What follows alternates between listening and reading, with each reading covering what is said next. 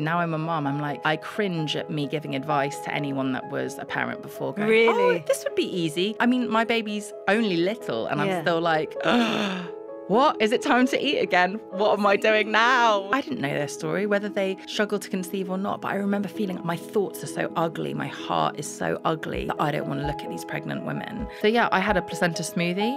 Oh, right. What did you do? I did the capsules. How do you feel about placenta smoothie? I don't know if I could, Melissa. Hello and welcome to a brand new episode of Happy Mum, Happy Baby, the podcast. Today's guest is a cookery writer. She's a sustainability champion. She's a chef. She's also the mother to a little baby girl named Summer. Today's guest is Melissa Hemsley. I was pleased that today was less of a sweaty day. Yeah. As I battled the Northern Line tube. But no, I'm still sweating. And I've just taken my shoes off. Did you notice? I didn't. Did the 4 cameras notice? I might take my knickers off as well. No one will know. This is a safe space, Melissa, just for you. You know the whole, like, what have you learnt as a mum and all of that? I've learnt that I can take my knickers off and I have the right. Because does that not make you more sweaty? Taking them off? Yeah. Or what, because it's holding things together? I think actually body, not confidence, not positivity, not neutrality, just body out there. Yeah. Is so good post giving birth in terms of just people are there. They're up there, they're in there, they're round there. Which, if I compare my body to what it was before to what it is now, I just have a feeling of, it's my body. Yeah, it's my body. And I'm proud of her. And I sort of listen to her more, I think is the main thing.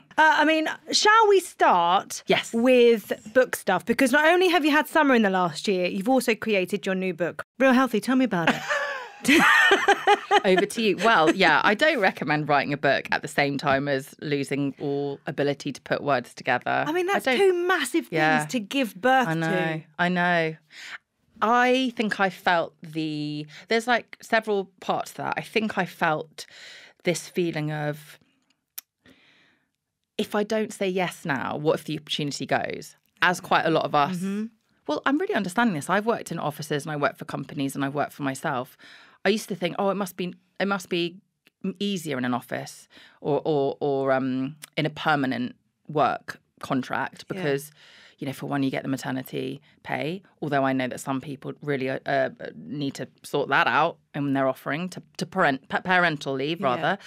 And then there's more stability. But of course, the problem is that there's no stability anymore for anyone's jobs. It's a really scary time out there with cost of living and people's jobs being up in the air.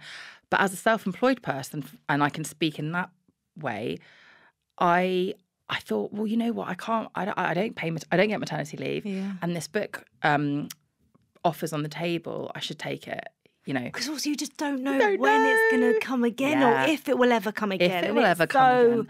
And I've actually been working with this incredible woman who I'll send your way. She's a hypnosis visualization lady. I always struggle to say both those words. And if that makes your eye roll, I get it. I felt the same. But we met, like loads of cool people in my life, through a funny set of circumstances. Too long a story. Don't make me tell it. I'll go off on one. But she said to me, try and think about, and instead of worrying, think less of lack and think more of abundance, which is really easy to say. And we can't all sit here and go, the money will come or the jobs will come. But in that moment, I was like, right, I'm going to take this. And also because I was really passionate about the pitch that I had written that was basically then picked up. And they said, if you're going to do it now. And it's about food, using food as an antidote to ultra-processed foods. Mm-hmm. Have you been hearing much about these ultra-processed foods, UPFs? No. Quite new. So I'll tell you a little bit. My cookbook's not about ultra-processed foods in terms of there are books just about ultra-processed foods, but it's more that in the last what year are we in now? 2024. Okay. In the last 14 years, there has been concern from leading scientists and doctors that we are eating too much of this category of foods called ultra-processed foods. And they're the foods that that maybe have really long lists of ingredients that you wouldn't recognise, often sit and can exist for years, like have a really long shelf life. And most of all are quite often devoid of nutrients or have very little nutrients. And it seems that we're eating way more of them than we ever thought we would. And they are just pushing out real food from our plates. So my book's called Real Healthy, with the idea being that like what we shouldn't really have to define what real food is, right? Yeah. Food is food. But food has become, though in many ways, lots of us, like the wellness industry is booming, right? Yeah. You can't, just walking down here, you can't walk for like cold plunge pools and saunas and Pilates and like healthy poke bowl this and poke bowl that and juice and smoothies. But then lots of us, and then loads of cookery shows, but then lots of us are just not eating real food or not eating enough. Is that because of we're all time poor now? So we're thinking, I'm going to do this, it's quick, it's easy. Yeah. And actually what you're offering can be quick and easy. You know, that's what I'm trying to do. But you know what? It's hard to compete with it. And I'm not at all saying, I'm not demonizing these ultra-processed foods, and I'm not saying we shouldn't eat them. It's just that in the UK, we're like two-thirds of our daily intake, calorie intake, is ultra-processed foods. And in our under 14s, because we're here obviously, and a lot of us are parents, it's even higher. It can be up to 80%. Yeah. And the reason why we should care about them is because, for one, we're not often sure that we're eating them because they're not labelled in any way, because they are such a vast category. So if we know what we're eating, great, just as long as we know what we're getting. And secondly, they've been linked to serious poor health outcomes, mental and physical. So metabolic disorders, type 2 diabetes, cancer, the list goes on. So in my book, you'll see I've got 32 endorsements from mental health professionals, psychiatrists, GPs, scientists, which I've never had before, because as a non-qualified, like I'm not a nutritionist, I'm like, as you know, because we met in a kitchen, didn't we? As a food writer, I was always and have always been so nervous to say something without qualification. But I've got a forward from a nutritionist, and I've got all of these people going, do you know what? We do need to talk more about ultra-processed foods. We don't need to shame anyone, demonize anyone. Lots of us eat them. I eat them. But just to be aware, just so we can shift that balance that we are eating more real food most of the time. And I've got to make it convenient. Everyone in food, it's our job to make it more convenient. Yeah. And government, the new government, needs to put it top of the list. What I will say, though, is something to think about is we all want the best for our kids. We all want the best for ourselves. We're all trying our best.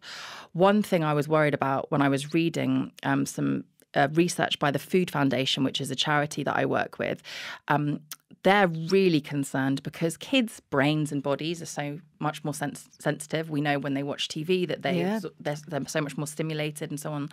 And when they eat an ultra-processed heavy diet, their their taste buds start working differently, and it can maybe lead to them unable to adopt healthy dietary patterns in the future or healthy habits, because they then aren't able to tolerate vegetables. You know how when we're younger, we're like, that's disgusting. And that's kind of natural to have try and pick and choose foods.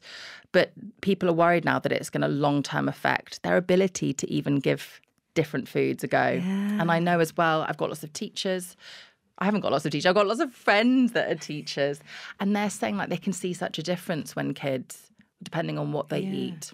So there's no judgment here. Like, you know, I also, now I'm a mum, I'm like, I cringe at me giving advice to anyone that was a parent before. Going, oh, this would be easy. Now that, I mean, my baby's only little and I'm still like, what? Is it time to eat again? But what am I doing now? You love food. And I do feel like food is a massive part of your love language. You know what I mean? I feel like that's how you give love over the internet. I really feel it. And in fact, actually, when I was researching... I like that. That's how I give love over the internet. You absolutely do. But when I was researching Tom had to go to me, can you just... I think you should stop saving the recipes and actually just do the research. And I was like, oh, that's good. See, that means I've done well. I just keep tagging everything. Salivating. Good. That's what I want you to do, because healthy food doesn't have to, like healthy food needs to make you salivate as much as other food. Yeah. And we can almost stop talking about ultra processed foods now because it is a little bit depressing. Like the statistics are scary. It's super confusing. But overall, I'd say when you're in the shops, have a little look at the label. Easier said than done. We're all just so busy shoving stuff in the shopping basket we want to get out of there. But whether you're shopping online or shopping in the shops, if you get a moment to maybe just look at something that you buy all the time, because that's where you can start the best. If it's a product that you buy all the time that goes in your basket every week, maybe just see if there's a product like it that maybe's got one less ingredient or one less ingredient that you maybe don't want. If it's got one less vegetable, don't swap it. Get the one with the vegetable. When you were younger, did you look to the future and think, I'd love to be a mum? Did you think family life was going to be the thing for you? Yes. I think I wanted to be a young mum. Because I know there was one particular mum. I went to a lot of schools because my dad was in the army. Yeah. There was one mum that was so young and cool, and she was always there for pickup. And as I said before, my mum often wasn't, or my dad. And I just thought she was amazing. I probably had a bit of a crush on her, and also, my mum and dad were older, and I used to think, they're not going to be around. When you're young and you realise that people are going to die, and it starts worrying you, and you think that because someone's died, you just start stressing out. So I think I wanted to be a young mum, and it worked out that what's young anymore? But it in the end worked out that I became a mum at 37. Yeah, and that was not my plan. Yeah. And I think I feel so lucky to have, my baby girl now, and which was through a frozen embryo, my own. It's been a long journey to get to, it feels long to this point. I feel like it's not, it's all relative, but I know some people that have gone through way more, but it has felt long. It's all relative, isn't it? It is all relative. Because it's you going through this experience. Yeah. And when you started it, you would have been full of hope and also a bit of naivety. Like, I don't feel like we go onto that journey thinking that there's going to be loads of issues. Do you know what I mean? I just feel like we spend our whole lives thinking, can't get pregnant, mustn't get pregnant, mustn't get pregnant, mustn't get pregnant. And then when you want to... Well, do you know something that's interesting? And this is why I think the hypnosis visualization, or any kind of, whether you work with a professional or not, I think like having a little think about how you approach things, because I know that the tools I've learned I use for so many different things now. But I got it into my head that it was going to be hard to conceive. Really? Yeah, Did you have people around you that had I think struggled? Some people had. You don't have to look far before you start realising that lots of people have suffered. But people didn't talk about it as much. So it was only while talking to people. So I think I thought it might be a problem. I think that I have a tendency to think the worst thing's going to happen. So I was like, well, blah, blah, blah, I'm going to find it tough. And so I slightly regret that, because I made it, like I regret a lot of the time that I sort of have anticipatory anxiety around stuff, which I know a lot of people do, because I kind of spoil it for myself, and I'm not sure it's necessarily helpful, but it's a protective mechanism, isn't it? So I'm like, also, thank you, anxiety, you're trying to protect me. Like, I don't want to judge myself so much for that. But it has been a long journey. I also remember having 2 miscarriages and saying to someone, oh, well, I mustn't complain, it's only 2. Other people have 10. And that person just going, no, give yourself, like, you've been through it. Yeah. And I remember going, well, it was only at X weeks. And they were like, no, you're like, and so I think that is something amazing. I've also listened to a million of your podcasts, Giovanna. So I feel like I've learned a lot from other women, and that's why I love your podcast, and why I got nervous about being on it, and why I'm so chuffed to be with you today, because it is, when you hear people talk about their mothering journey, it's total privilege, because it's so wrapped up in so many things. Yeah. It's so many of their values and thoughts and fears that they've had from a long time. And I remember thinking, as I was doing it, well, what if this doesn't work? Then who will I be? Because I had always wanted to be a mum. And I had a lot of people help me. A lot. Well, you've said, they say it takes a village to raise a child, but actually sometimes it takes a village to make a child. Yeah. I mean, the amount of amazing people I had around me. One woman called Emma, who really sadly passed away a few months ago, she used to always say to me, every day in every way, it's getting better and better, which is what her dad used to say to her. And she used to say it to me. And some days I'd love it. Yeah. And some days I'd be like, fuck off, which would really make her laugh. I can imagine her laughing up in heaven now.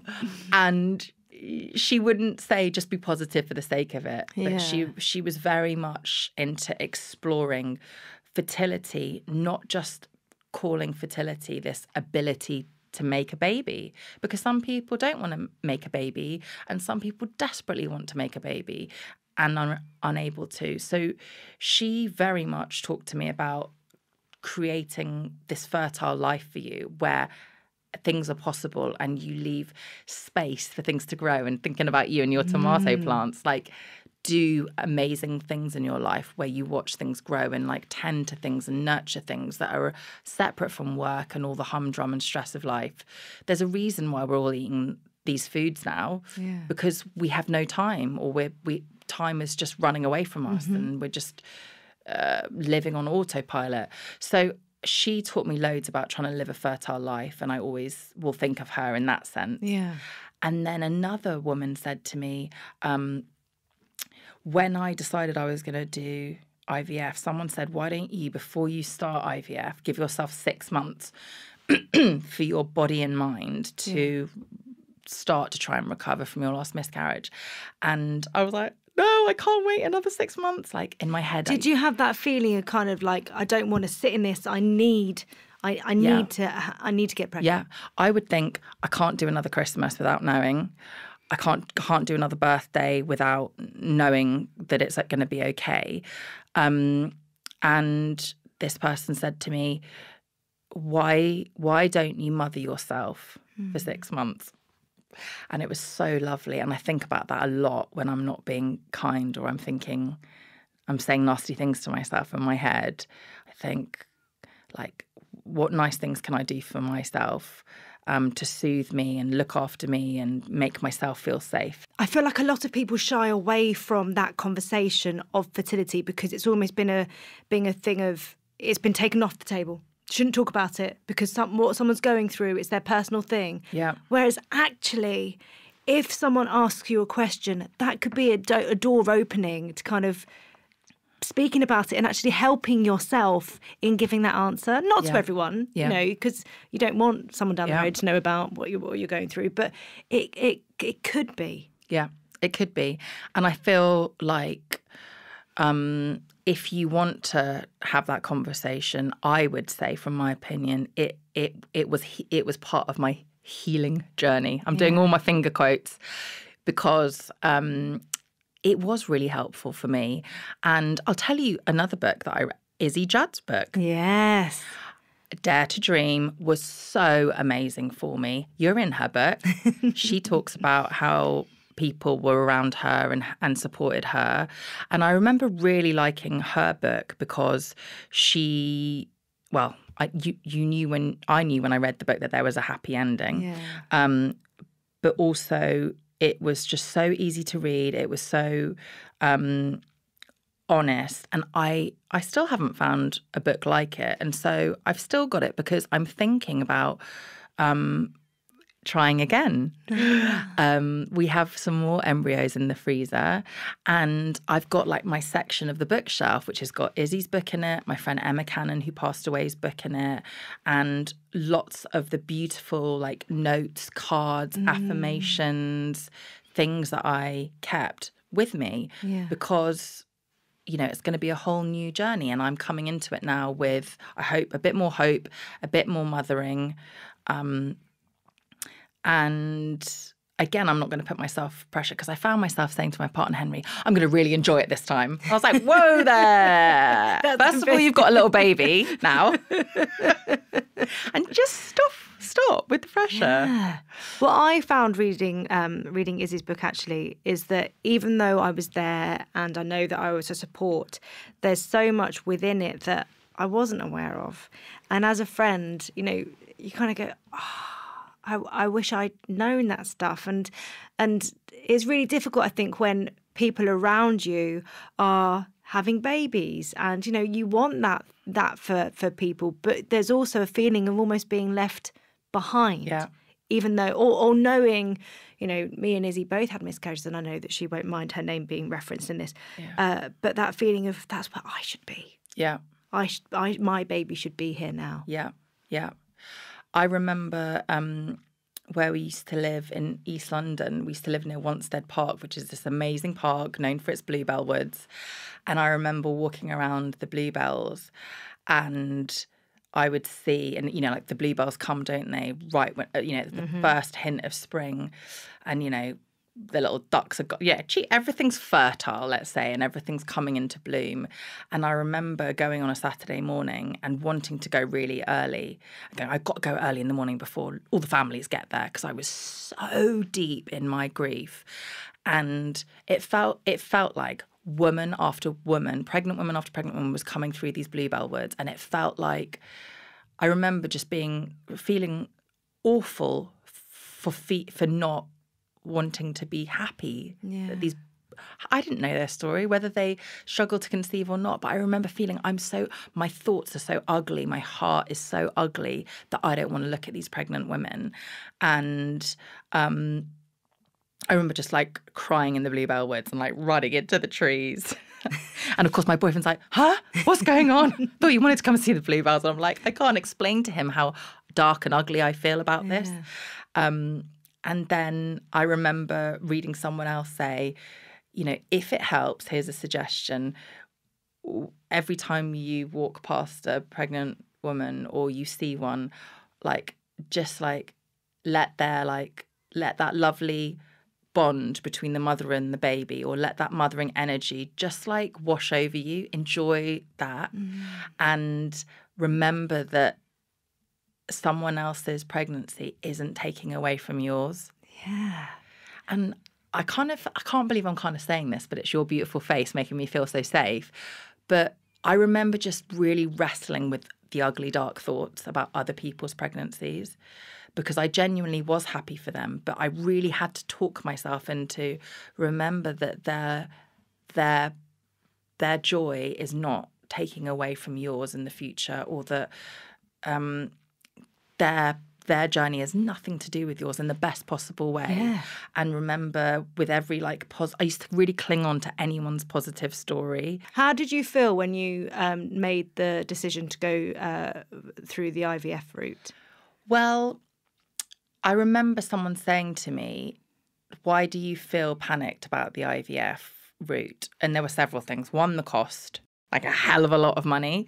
The fear of needles. I mean, it wasn't just the fear of needles, it was the fear of getting the needle wrong, if that makes sense. It was like I had heard that there was so much medication. And honestly, for me, my partner, hats off to him, I said to him, I just can't deal with all the drugs. Please just help me work out each day. Because some days you could have like 25 different pills or injections to take, and I found that real anxiety. And I'm aware lots of people do it by themselves, which is just incredible. So I was fortunate to have him. I was worried about the money, the getting it wrong, it not working, and then it feeling like it was the last option. And if it didn't work, I would have nothing.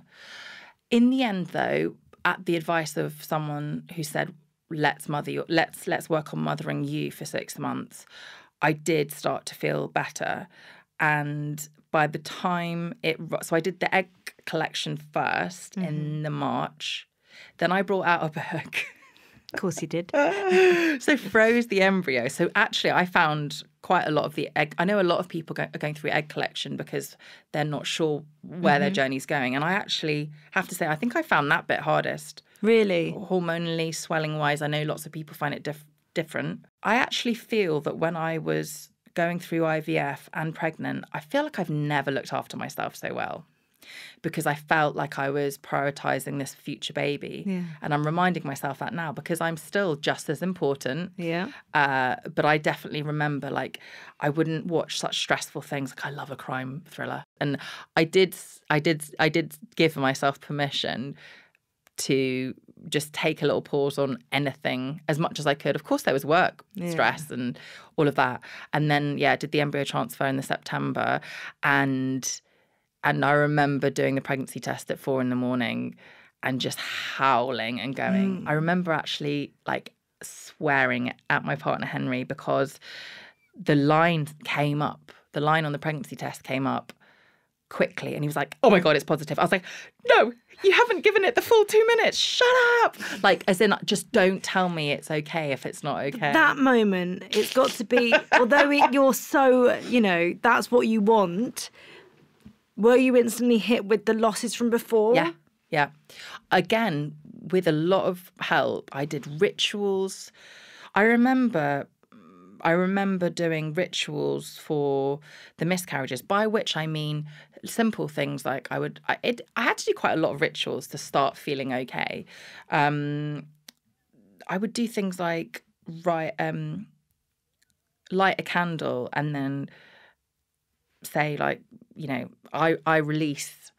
It wasn't so much rituals for these babies that didn't make it necessarily. Yeah. It was also rituals for me, like, I forgive you, it's not your fault. All of these things, which, as I just list them off, it sounds just really glib, but a lot of it was, what did I do wrong? How have I messed this up? I knew it was going to be like this. But that's what we carry. That's what we carry. So there was quite a lot of blowing candles. There was cutting ribbons. I mean, there's all sorts of amazing things you can do, however your losses are. I know people that will, like, make when they lose their jobs or they leave a job, they'll, like, create a ritual where they'll write something, burn it. Like, it can be like this very positive thing to do. But yeah, when I got pregnant, I had to work really, really hard to think it wasn't all going to go tits up. And I think it took me, if I'm honest, till about 25 weeks to breathe. I found that there's, and this is, so I had a miscarriage with my first pregnancy and then had 3 children. And I found that in every single one, there is something about getting to that 25-week mark when for me, as soon as it hits the viable stage, as soon as I know that if I was to deliver, that they'd have a chance, that for me changed it. But what I've found interesting is that even though my first experience, and I've had successful pregnancies, even the word successful, I've had babies come out of those pregnancies, it still lingers. It's still there. It's still a thought in my mind. Yeah. That it's, but I mean, the ritual sounds like such a lovely thing to kind of just sort of still that noise. How did you feel physically during the pregnancy? I was sick for about the first 6 months, and then the last month, did you know that was a thing? Yeah, it comes back sometimes. Did you suffer in that way? No. Weirdly, I had a bit of nausea. I can't look at phones in cars, I worked out. So, if I'm post podcast trying to go through emails on the way home or whatever, I would always start feeling sick, which now has lingered. So every now and then I'm like, no, can't actually. It's impossible. Well, that's quite nice. You can actually sit back. It's quite a positive thing in a way. Just this wave of nausea. But that's really the only time that I've ever, that's it. Did you get any cravings? Proper sickness. I liked things salt and vinegar, but I think that's because I like salt and vinegar. I think that it was my sort of more excuse. I wanted to be someone who loved watermelon or ice. That's what I wanted. Yeah. But I didn't get that. Mine was cheese Really? Toasties. Yeah, just give me a cheese toastie. Yeah, I felt so sick all the time, cheese toasties. But I've always loved a cheese toastie. That's what I mean. How did you feel heading towards the birth? One thing that was really interesting is because we had spent so long trying to get pregnant, my partner and I, Henry, hadn't thought about what it would look like for 2 self-employed people and how we would carve up our lives differently. So we have a couples therapist. And I remember I was about 7 months pregnant and we got on the call on the Zoom and he's a guy and he was like, how are you? And Henry was like, oh, we're great. We just had like, we got to 7 months or something. And he's like, we're great, aren't we, Melissa? And he turned to me and I just burst out crying. But I mean, when it's from the depths. Yeah. Like it was like roaring crying. And it's a very safe space. So everyone let me like cry for a bit. And then Henry was like, where's that come from? And I think I suddenly was getting overwhelmed about, wow, what were we going to do in 2 months' time bringing a baby home? How are we going to make this work? Caught up with the whole feeling of, why are you even worrying? You should feel so lucky. You wanted this. You've spent so much money. And then I was thinking, how am I going to earn that money back? And all of that, just life carries on, doesn't it?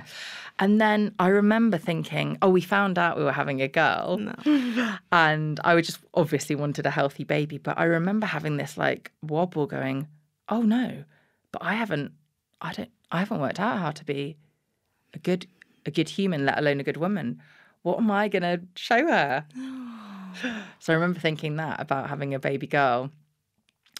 And then, long story short, I was in the hospital for the last month on pills because of my sickness. And then we went in for one last look and check of my blood pressure. Yeah. Went and got some fish and chips. Had like a really lovely day. Yeah. And went home, got into bed, and then I was like, oh my God, I think this is it. And my waters had broken. And we went back to the fish and chip shop, by the way, with the baby, like 6 months later. And the fish and chip shop man was like, oh my God. Anyway, and there was meconium, baby poo, in my waters. So not ideal. And weirdly, I thought I had read a lot of books and done a lot of like birth prep, but I hadn't really thought about that. But I knew that when your waters break, you ideally want them clear, not brown, not blood. So I texted my dealer and was like, here's the inside of my knickers and my sheets. And she said, let's go to hospital and I'll meet you there. Really? Yeah. So when I got there and they looked at the meconium, which, can indicate the baby's in distress, they straight away put the cannula in me and started putting things in me. And I was like, whoa, hang on a minute. I know that I can't have a cannula in the water. What am I trying to say? In the pool. Yeah. And they were like, oh, yeah, you're not having a water birth now. And I remember going, no. So there was that. Anyway, were you able to move like forward with that idea of how you were? How it took me a little while, and I feel privileged that I had my doula there, because she was just like, it's just another way of doing things. And our doula Emily was so amazing because she was incredible for my partner too. She was great for both of us. She was there when, I'm still not over this, he went off about 16 hours into my labour because I was really hungry, and he went off and got a pizza. Not just got a pizza, had a pizza in a restaurant. Henry did? Yeah. Not just a takeaway pizza, a pizza in a restaurant. And when I said to him, and he said, it's not my fault the pizza took 45 minutes. And I said, it's a pizza restaurant near a hospital. Normally they're probably quite quick. Or you could have said, my partner's in labour, so it's not my fault the pizza took ages, which is one of my favourite things to say to him sometimes when he's rushing me. It's not my fault the pizza took ages. I really enjoy that therapy session after that. Yeah, exactly. Funnily enough, though, he came back with food for me, but not a pizza. He just got me like a random crappy sandwich, which then I couldn't have because when he finally arrived after going AWOL, the anaesthetist had turned up and said, we need to get you ready for a C-section. So you can't eat anything. Yeah. By the time I had my baby at 8 minutes past 8, I was pretty freaked out because it was the shift changeover. Oh. So when I'm in the room thinking, oh yeah, I know who all these people are. And then all of a sudden, the anaesthetist, who I really liked, was like, here's my colleague. And of course, you're completely naked. The light is so bright. There's loads of just faces and masks everywhere. And he goes, here's my colleague. I'm going to go home now. And I started panicking that someone would have given the wrong information, or like, what if someone thought they'd given me this drug and then didn't? And then I got obsessed with the idea that I was going to feel my stomach being cut open. And then, of course, no one told me that you can start shaking uncontrollably. So then I got obsessed with the idea that the knife the scalpel would go skew-whiff because I was shaking. And we were playing like really beautiful, like solfeggio frequency healing beats music, which someone had recommended to me. I like how you're moving your head, like you're listening to the beat, which someone had recommended to me for my anxiety. I'll share a playlist with you. And then there was like some amazing Hawaiian music. And I remember one of the surgeons going, I love this playlist. What is it? And I remember thinking, shut up. Don't listen to the music. Concentrate on what you're doing. The music's for me, not you. And I remember Henry going, I'm right here. And I was going, where are you? But I closed my eyes because, you know, we're in this brightly lit studio, but God, it's bright in those surgery rooms, which is good because it helps people see what they're doing. Everyone needs to see. But I remember thinking, I'm just going to close my eyes and I'm going to breathe and shit the bed. I'm going to have a baby in a minute. And then it started to get quite exciting. Really? Yeah.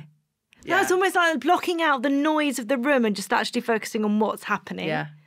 But rewinding back a little bit, if we've got the time, again, one thing I didn't know about is, so the reason they were putting the cannula in me the second I got there was because they wanted to do what's called an augmented induction. Had you heard about this before? No. I had never heard about it. So they wanted to induce me, but really, really fast. They were giving me all the drugs so that I would dilate fast, because what they're worried about is so they're monitoring you, so they're monitoring the baby's heartbeat, which is why you're all hooked up and why you can't get in the water. And they also, because of chances of infection, they want you to give birth within 24 hours. Yeah. So they did this augmented induction and they basically said it's going to get hairy quickly. And I did 16 hours with not feeling a huge amount or feeling quite a lot of pressure and contractions, but not in any great pain. And then they gave me some more drugs and they were like, yeah, we're going to have a cesarean. I didn't open past 2 centimetres. Really? Yeah. I kept saying, I don't understand.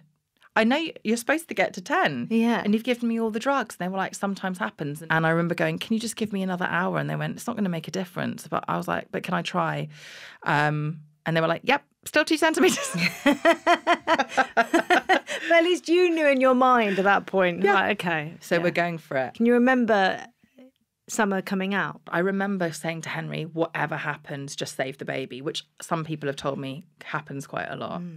And I remember saying to Henry, we're not going to be able to do like, you know, the thing where the baby crawls up your stomach to your boob and all the things that I thought I wanted, that I thought would make me happy. And I was like, just promise me you'll try and hold her as soon as possible. All the time, by the way, I'm shaking. So I'm like, please remember. And I was like, cut the umbilical cord, just do anything to be with her, let her see you. And I remember him just had like a little speaker playing the music. Just looked up, he's like holding the speaker by my head. Being like, can you hear it? He's like, I'm not going to cut the umbilical cord. I was like, promise me I'll cut the umbilical cord. Anyway, he cut the umbilical cord, loved it, didn't he? Absolutely loved it. Filmed her coming out, loved it. He said that someone said to him, get ready to meet your baby. And then I've got a video of her coming out. And I'm not joking. As I was lying there shaking, I thought a little girl walked into the room because there was a high-pitched sound. And it was Henry. Genuinely thought a little girl. I heard, she's so beautiful. And he was just going, she's so beautiful, but in a really high-pitched voice. She's so beautiful. And then she got cleaned up, and then he was the first one to hold her. And then he brought her over, and he put her, so I'm lying back, he put her head here, and she was wrapped around me. And yeah, it was amazing. And then before you know it, you've just had major surgery. Yeah. You're back in another room, and they're basically like, you've got an hour before you're on the ward.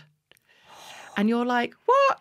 And I remember thinking, oh, that was it. Just before we went into the for the cesarean, I remember saying to Henry, because by the way, remember I hadn't eaten at this point. I wasn't allowed to eat. I was like, make sure there's some food for me. But did you have the tea and toast that everyone gets? No. Was that offered? I did not. No. No one offered me tea and toast. I was waiting for the tea and toast. But of course I had a lot of snacks. Okay. But nothing. I wanted that tea and toast. I also carried a mini fridge. My top tip, everyone. Mini fridge. I love this. What was in your mini fridge? Oh, well, not much because it's mini. But I put a cold towel and I had a bit of lavender. Okay. So that I could wrap it around myself, put some lavender in it. I had some the smallest bottle of coconut water. I had a little bit of fruit. I had loads of, I had nuts, but they weren't in the fridge. It was the hottest day of the year. And you'll know from giving birth, they make the maternity wards hot because of the new babies. Yeah. I bought a mini fan and I bought a big fan. And just remember how much the midwives will appreciate your big fan. So always remember to share your big fan around. The only visitor I had was I sent my placenta off, didn't I? Someone came and picked up my... Do you know about this? Yes. What do you think about it? I did it. Oh, you did it? Yeah. Oh, geez. Yeah. How was it for you? How was it for you and your placenta? I feel like it was good. The first time we did it, the actual umbilical cord got turned into like a heart. I've got that too. I've still got it. Henry hates it. Yeah, Tom hates it. It's like, why aren't you throwing that away? I'm like, but look at it. It's like it's got a wire in it, but it's not. It's not a wire. I love it. It really makes me smile. I think keep stuff if it makes you smile. Yeah. Yeah. He doesn't need to look at it. No. It's fine. So you were like, I'm going to do the placenta thing. Yes. And I feel like it worked. It made me feel good. Yeah.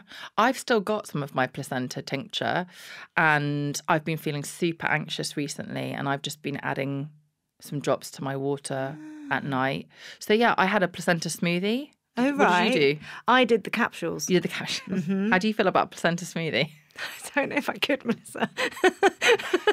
After we finish, I'm going to show you a picture. Have you? Well, it wasn't actually my recipe. I didn't actually have a placenta recipe to hand. It's not in one of my books. True. But no, I remember, actually, do you remember when I said to you, my water's break with meconium? Yeah. I remember saying to Henry, get the ice blocks out the freezer for the placenta. Because the placenta lady sent me a cool bag. I was like, babe, I'm fine. I've got so many cool bags. I used to be a private chef. But she sent me a cool bag, freezer blocks. And I remember saying, get them out. Mm-hmm. And then the placenta goes in. And then the next day she rocked up with a smoothie. And it was delicious because I think you can't taste the placenta. It basically tasted of berries and banana. Oh, really? But it was delicious. And then I have the capsules and then I had a tincture. So it was like kept in alcohol. Yeah. And God knows. But that was the other thing. You know what, G? You're really reminding me. I was really nervous about my chances of having postnatal depression because I had diagnosed anxiety and depression. And one of the reasons that I wanted to keep my placenta was because I thought if it's got any chance of helping me mentally or physically, I'm up for it. Yeah. But I know it's bizarre. I know the idea can be bizarre. Well, yeah. But what I think I really realise is that every pregnancy is figure outable and complex and unique, and no matter what could happen, like I'd never thought I'd be, even after 7 months of being sick, I didn't think I'd be sick in the last month. I was like, what? Yeah. In terms of your mental health, how did you feel after having Summer? Before I started IVF, I went on to an SSRI drug with under my psychiatrist support, and she monitored me throughout. The midwives were watching out for me. I thought they were absolutely amazing. And then after I gave birth, I was on this high. Then I got home and my cesarean section got infected twice. So I was in and out of hospital with that. And interestingly, I gave birth at a hospital that wasn't my local hospital. Right. And frustratingly, they were a little bit unhelpful. Like the place where I had my baby were like, it's your local NHS hospital's job now, really. But then the local NHS hospital was like, just go back to where you were from. And my GP was like, I don't know what to do. Oh, really? So, it wasn't massive, but at the time when you have no idea what's going on, you just like, and also you don't want to go back into hospital. You want to be at home. Yeah. You're also in pain and can't move much. So you don't want to make unnecessary trips, and you're like, am I imagining this? Is it hot to touch? It's so hard, isn't it, to know what for you is normal. Or not okay. What are you meant to be feeling? What are you meant to be feeling? But yeah, I increased my meds. Yeah. About 6 weeks after birth, I guess what I'm trying to say is in my head, I'd always had this feeling of, I'm going to take these anxiety drugs because I'm with a professional psychiatrist. You know, she's saying to me that these drugs will be helpful for me, and but you know, I'll eventually, quickly I'll come off them, or I'll reduce my dose. Like I was always like, you know, I won't need them for much longer. I just need to get through this. And then I remember thinking, I think I need more, but I so didn't want to. I didn't want to. And then I said to myself, why am I putting that pressure on myself? I do need the help. I was feeling like I was drowning. And I was thinking, I know all new mums must feel stressed and panicked and unsure, but I don't. Like, I was dreading, like, my mum going home or Henry falling asleep because I needed more eyes on the baby. Yeah. Strangely, I thought I'd be really worried about checking her breathing all the time. I was more worried about me and intrusive thoughts and that kind of thing. Yeah. God, you know what, Gia, I haven't thought about a lot of this. But yeah, because that happens, it's so important to talk about it. Exactly. Because if I had known before that certain thoughts would come, then they wouldn't feel so scary when they happen. Yeah. And I wouldn't feel like I was a bad human. Yeah. Yeah. So true. At 100 days, actually, you shared online, you said, use these words to describe your motherhood journey to that point. And I remember two of them. I can't remember the others. So you described it as 100 days being wonderful, weepy, worrying and wild. Did I say that? Yeah. Oh, I remember now. Yeah. I think I was still in this 100 days. So what, that's 3 months. Yeah.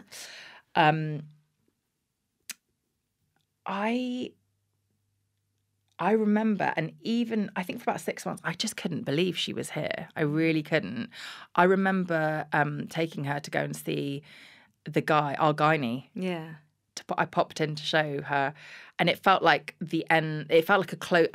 He was the first, but he put her in me. I mean, the embryo transfer. I have a video of him putting her in me, which was also super special. And I remember writing that post. I'd been to a barbecue and everyone was like, you're doing so well. And I remember thinking I am, but I really wasn't. Yeah. And I think luckily, I mean, here's me saying it wasn't that bad. I mean, I did feel like I was drowning, but I have felt like that quite a lot. I don't know, maybe if I was able to cope with a lot of things because I do spend a lot of my time feeling highly anxious. But at the same time, I felt like I couldn't articulate what I needed from Henry, which was a lot of, I just needed constantly to feel like the baby was okay, the baby was okay. Is the baby, not the breathing part, like I knew she was breathing, but like, is she eating enough? What does she need? The temperature. I remember being worried about changing her quite a lot, even though changing her nappy isn't, there's no risk of that. I was actually really obsessed with her rolling. Right. Even though they don't roll for ages. I remember Henry and I having wild rows because we were just both so tired. Yeah. And like literally screaming at each other, going like, both of us going, I can't, I need to sleep. You have to do this, or you need to change that nappy. And me just being like, I physically can't blink. I'm so tired. Yeah. And just being like, we need to get some more help. It's like, crazy where you both go to when sleep is not on the table. And you think you know what it's going to be like. You think you think you know you're going to row. You think you are going to hate each other. You think you're going to feel like a zombie, but like you feel pain. Like not sleeping is painful. Yeah. Yeah. Yeah. Another thing is I did say to my friends, you know what, I'm going to try and observe what a lot of cultures do, which is staying in bed and not going out. Oh, pulling up the drawbridge type thing. And honouring the 4th trimester. But at the same time, I felt this pull to be outside. I don't know if it was the weather or what it was, but I did need to go outside. And I'm really glad I did listen to myself, because I think it would have made my anxiety worse, for me anyway, staying inside. I was like, I need to get out, I need fresh air. But I was writing my book in the hospital. In the hospital? Yeah. I found pregnancy both exhausting And early motherhood, exhausting, but really creatively stimulating. Did you? Yeah, absolutely. My most prolific year, actually, was the first year after having Buddy, after my second. Really? Yeah. Was that when you were writing your books and the podcast was brewing away? Yeah, podcast was brewing. Yeah. Oh, no. Then that first year, actually, so I wrote Happy Mum, Happy Baby when he was 8 months old. Oh, my God. Yeah, so Max actually was not around at all. I was pregnant with Max in the second series. Wow. Of this. But yeah, I think me and Tom we'd written Eve of Man. I'd finished a solo fiction. I'd started writing Happy Mum, Happy Baby. Like it felt like I was invincible, but I also wasn't sleeping. Interestingly. So I was writing until 1 o'clock in the morning, going to sleep, having to wake up at 3 to feed him, and then up again at 5, half 5. No. But I was able to function. Yeah. Somehow I was able to function. And it's only when we went on holiday and we were all sharing a bedroom together that I suddenly had to, like that when the kids sleep, you have to go to sleep, especially if you're all sharing a hotel room. And I was suddenly sleeping at least 8 hours a night. And then I couldn't get back to it when I got back. It was like your body kind of goes, that's what you're meant to have. Yeah. You know. But yeah, it's interesting, that creativity. Did you feel like I've got to see these creative sparks through because they were just gushing out of you? Or could you just see them full? Were you like, I've got to ride this as a writer? Like, I'm feeling excited about it. And I don't know whether that's excitement because something else sort of takes over and you've just, I don't know, it's that feeling of you in a way in a different realm to motherhood, which is hard. Do you know what I mean? Like this is something that I can do. Yeah. Did you feel any pressure to be like, oh, I should be using this time to like stare at my baby because everyone says don't miss out on these moments of their eyelashes fluttering? Yeah, absolutely a part of that. But I can remember with each of them I took, there was definitely a 6-month kind of being at home as much as possible. Yeah. And so I spent a lot of my evenings really doing stuff. But yeah, when I got to the third, I was very much a bit like, I am going to hug you as much as humanly possible, and I'm going to let you sleep on me, even though the books tell me I shouldn't, and you know, all of that stuff. And I do think actually, I think I was quite scared of certain moments. You know, it took me 6 months to go out with the two of them on my own when they were 2. You know, third time around, I was much more relaxed. Whereas Tom could go out and take 2 easily. And I felt there was just this fear of, what if I'm out with 2 and Buzz is doing something but I'm feeding Buddy and I don't, like, how do you do that? So I feel like with writing, I knew where I stood, I knew what I was doing. You're good at it. You can control it. Yeah. Let's talk about feeding because you've just stopped. Yes. How has that journey been and how do you feel now that you've stopped? Well, interestingly, I'm having, and again, sometimes reading things can be worrying and be helpful. So I remember someone saying when you stop breastfeeding, you may experience a huge drop in hormones, a bit like when you give birth. And one of the reasons we stopped around now was I'm about to go on a book tour and she can't, it will be too difficult for her to come to parts of it. And I also thought I'm going to be worrying about feeding her so much and her cry. I can't bear the thought of her crying. Like, Henry can hear her cry and he's okay. I can't.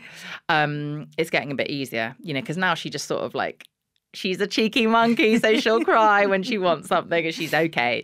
But so there's that. And then also hoping to try again, and we can't breastfeed while getting injected. We can't. Yeah, I can't breastfeed while I'm getting injected. So I was worried, and I have been feeling better. So I've actually been decreasing my meds. And recently I've gone up again. And again, I felt myself feeling like a failure. I was finding myself feeling good for reducing my meds. And then I was finding myself feeling like a failure for needing to increase them again.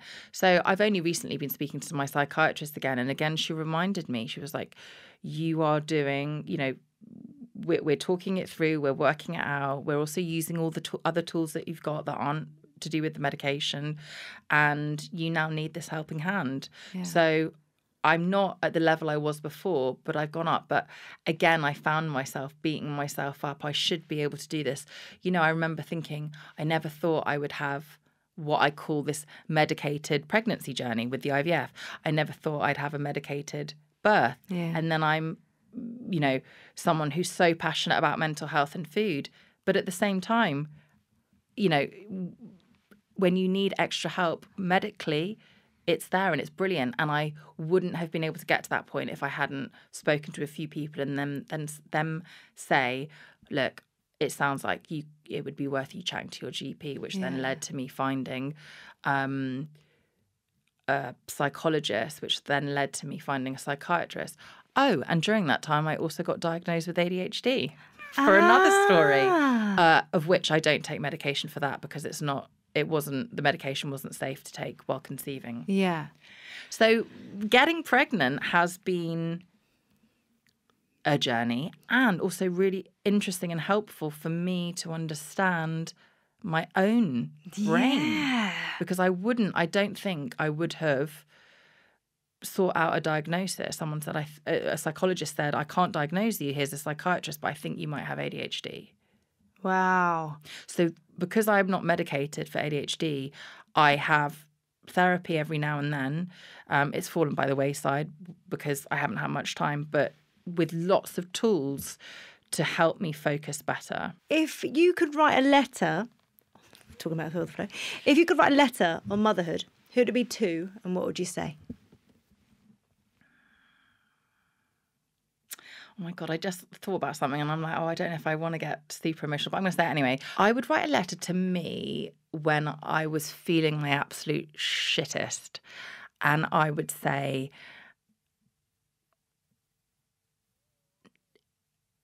none of this is your fault.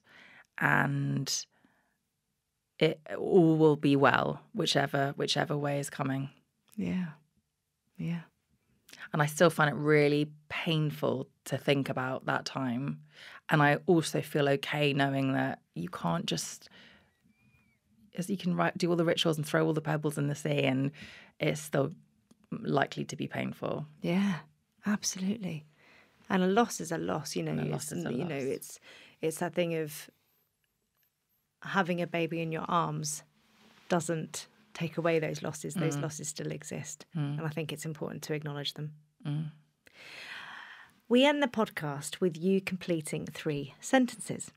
The first one is being a mum means. Being a mum means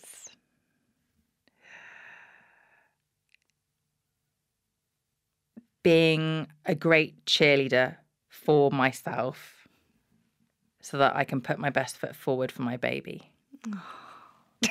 Was that all right? That's gorgeous. I love that. Since having a child, Since having a child, I cherish the people around me that I love even more.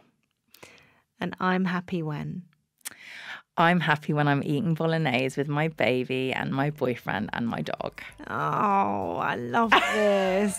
Melissa. How much do you want some bolognese now? No, I just want some pasta.